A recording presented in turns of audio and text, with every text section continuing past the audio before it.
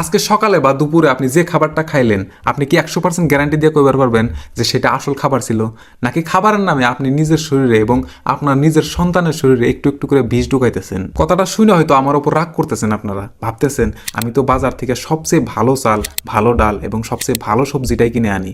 কিন্তু ভাই, এখানে বিজ্ঞান অন্য কথা বলতেছে। আমরা এমন এক সময়ে বাস করতেছি যেখানে বাজার থেকে আপনি যেটা ভালো খাবার ভাইবা কিনে আনেন, ল্যাবরেটরিতে পরীক্ষা করলে দেখা যায় ওইটা আসলে এক ধরনের স্লো পয়জন বা বিষ। কিসের জন্য আজকে ঘরে ঘরে 20-25 বছরের ছেলেদের হার্ট অ্যাটাক হইতেছে?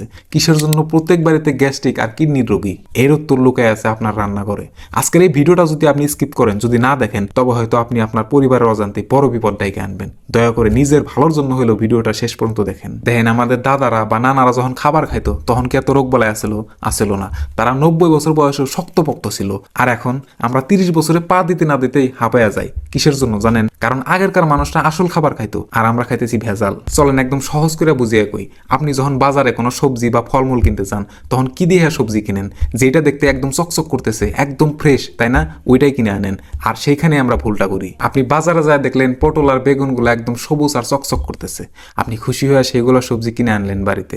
কিন্তু আপনি জানেনই না যে ওই সবজিটাকে ওই রকম রাখার জন্য ওর ওপর কপার সালফেট নামের এক ধরনের কেমিক্যাল স্প্রে করা হয়েছে। সহজ ভাষায় কই, কপার সালফেট হলো এক ধরনের বিষ, যা সাধারণত রং তৈরি করার জন্য ব্যবহার করা হয়। ওইটা যখন আপনার পেটে যাইব, তখন লিভার আর কিডনি আস্তে আস্তে কাজ করা বন্ধ করে দেব। আবার ধরেন কলা বা আম, গাছের পাকা ফল আর কার্বোহাইড্রেট দিয়ে পাকানো ফলের মধ্যে আকাশ পাতাল তফাৎ। ব্যবসায়ীরা কাঁচা ফলের উপরে কেমিক্যাল ছিটায় দেয় যাতে সেটা একদিনে পাইকা হলুদ হয়ে যায়। ওপর দিয়ে দেখতে সুন্দর, কিন্তু ভেতরে ওইটা আসলে বিষের কারখানা। আর ওই ফল খেয়ে আমাদের শরীরে যেটা ইমিউনিটি পাওয়ার, মানে রোগ প্রতিরোধ করার ক্ষমতা, ওইটা আস্তে আস্তে নষ্ট করে ফেলাইতেছে। তার জন্য দেখবেন এখন মানুষের অসুখ বিসুখ হলে খুব তাড়াতাড়ি সারবার চায় না। এবার আসি দুধের কথায়। দুধকে আমরা সুষম খাদ্য কই, বাচ্চাদের খাওয়াই, কিন্তু গ্রামে এখন গরুর চেয়ে দুধের পরিমাণ বেশি। মানে লক্ষ্য করে যদি দেখেন, এখন গ্রাম অঞ্চলে কিন্তু গরু পাওয়া যায় না ওইরকম, কিন্তু দুধের অভাব নেই। এইটা কি করে সম্ভব? কারণ এক শ্রেণীর ভণ্ড ব্যবসায়ীরা শ্যাম্পু, ডিটারজেন্ট পাউডার আর ইউরিয়া সার মিশায় এক ধরনের দুধ বানাইতেছে, যা দেখতে হুবহু দুধের মতো। আপনি আপনার আদরের সন্তানকে গ্লাসে করে দুধ দিতেছেন না ভাই, দিতেছেন খোলা পানি। ভাবেন তো এইটা পেটে গেলে বাচ্চার কি অবস্থা হইবার পারে? আর তেলের কথা তো বাদই দিলাম, খাঁটি সরিষার তেল তো এখন পাওয়াই যায় না। আমরা যেটার এখন তেল মনে করে খাইতেছি, ওইটা আসলে তেল না, ওইটা এক ধরনের কেমিক্যাল। ওইটা খাওয়ার ফলে আমাদের রক্তনলীতে চর্বি জমতে থাকে, আর অল্প বয়সে বেশিরভাগ মানুষেরই রক্তনলী ব্লক ধরা পড়তেছে। এখন প্রশ্ন হলো, এই সবকিছুর জন্য দায়ী কারা? শুধুই কি ব্যবসায়ীরা?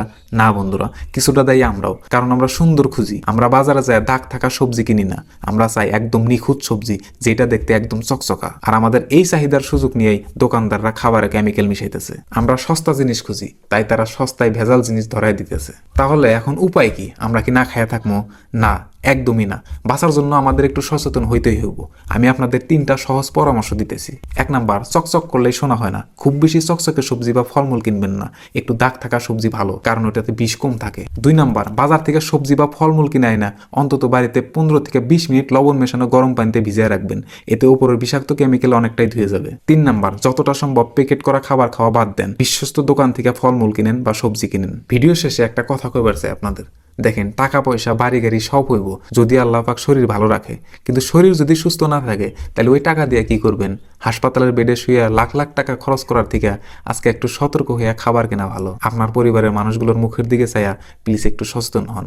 আজকের এই তথ্যগুলো যদি আপনার কাছে জরুরি মনে হয়, তাহলে এই ভিডিওটা শেয়ার করে আপনার টাইমলাইনে রেখে দেন। ধন্যবাদ।